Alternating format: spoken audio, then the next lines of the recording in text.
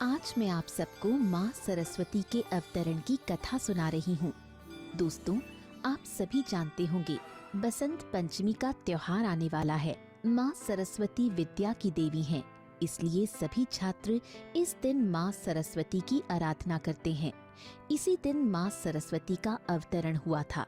सृष्टि के निर्माण के वक्त भगवान विष्णु के निर्देश के अनुसार ब्रह्मा जी ने पृथ्वी लोक में मनुष्य योनि की रचना की। उसके पश्चात ब्रह्मा जी एक बार पृथ्वी लोक का चक्कर लगाने निकले। वहां उन्होंने मनुष्यों और वन्य जंतुओं को देखा। वो सभी शांत दिखाई दिए। बोलने की शक्ति उनमें नहीं थी, इसलिए उनके जीवन में किसी तरह की हलचल नहीं दिखाई दे रही थी। ब्रह्मा जी को लगा मानो उनकी रचना में कोई कमी रह गई है।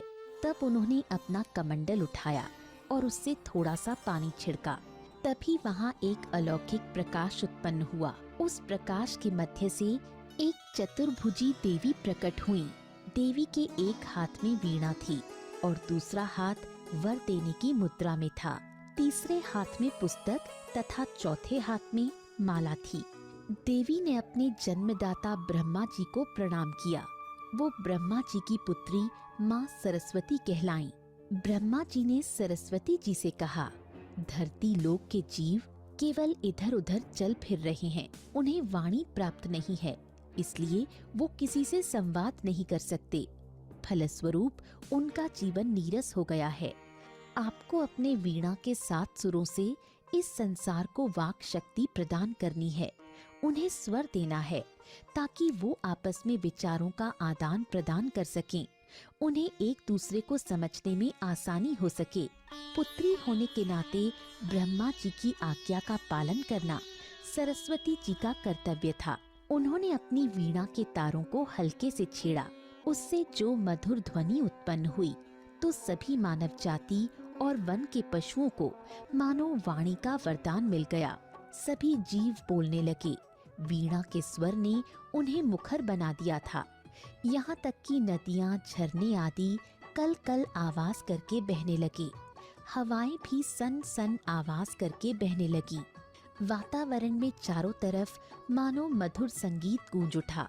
इतने दिनों से व्याप्त सन्नाटे का अंत हुआ। तब से लोग विद्या, ज्ञान और संगीत की देवी के रूप में सरस्वती जी की पूजा अर्चना करने लगे।